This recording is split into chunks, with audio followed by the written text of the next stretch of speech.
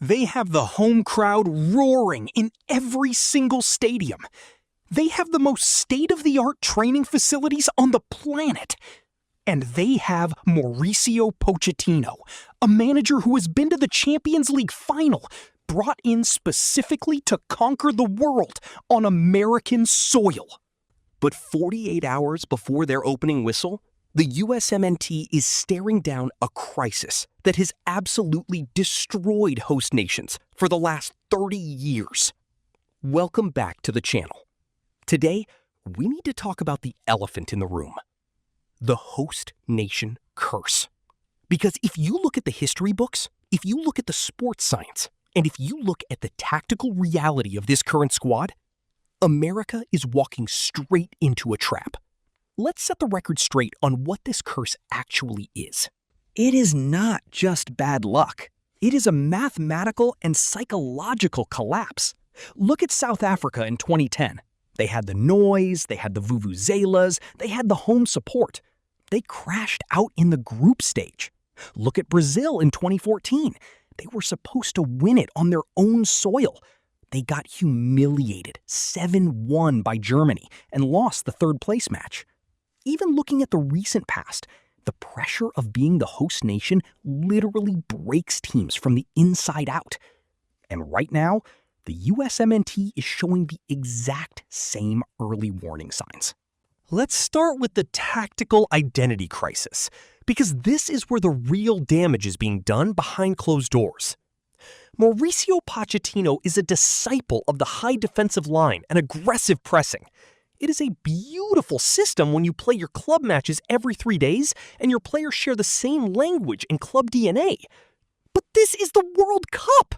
You do not have time to drill that high line into the muscle memory of 26 different guys from 26 different clubs. And what is happening in training? The opposition is exploiting the space behind the American defense. We are seeing a massive disconnect between the midfield and the back four. When you play a high line in international football against elite counterattacking teams, one misplaced pass, one heavy touch, and you are conceding a goal. And you can see the frustration on the players' faces.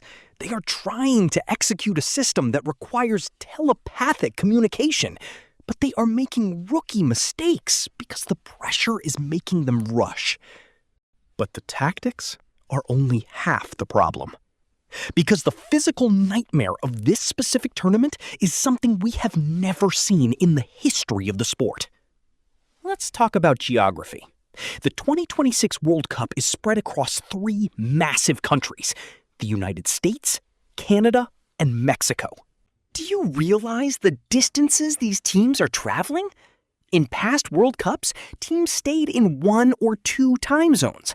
This year, a team could be playing in the thin, high altitude of Mexico City, flying the very next day to the crushing, humid heat of Miami, and then flying across the entire continent to the dry, windy conditions of Seattle. The sports science data on this is terrifying. Crossing multiple time zones disrupts the player's circadian rhythms. It increases cortisol levels. It decreases muscle recovery rates by up to 30%. And while the European teams are playing in a tight radius, sleeping in their own beds or taking short bus rides, the USMNT and their opponents are living on airplanes. You cannot out-train jet lag. You cannot outpress exhaustion. And the team that manages their travel and recovery the best will win this tournament, while the rest will literally run out of gas in the 70th minute.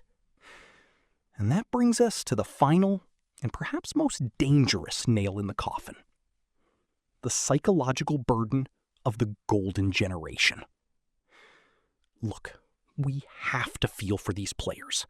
Christian Pulisic, Weston McKennie, Tim Weah, Tyler Adams. They have been labeled the golden generation since they were teenagers. They were told their entire lives that they were the ones who would finally fix American soccer. But that narrative has turned from a blessing into an absolute curse. When you wear the national team crest now, you aren't just playing for a win. You are playing to validate a decade of hype. You are playing to silence the critics who say American players are technically inferior. And that weight, It makes your legs feel like lead. It makes you hesitate for a split second before you take a touch. And at the World Cup level, a split second of hesitation is the difference between a highlight reel goal and a flight home.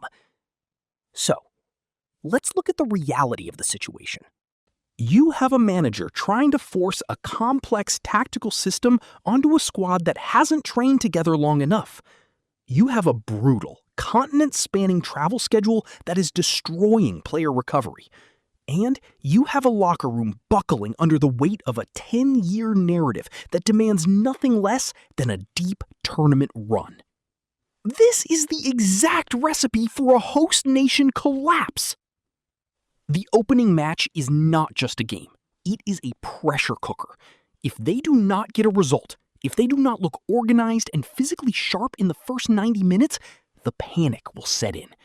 And once the panic sets in, the curse takes over. I want to believe in this team, but the data, the tactics, and the history are all screaming at us that the danger is real, and the margin for error is absolutely zero.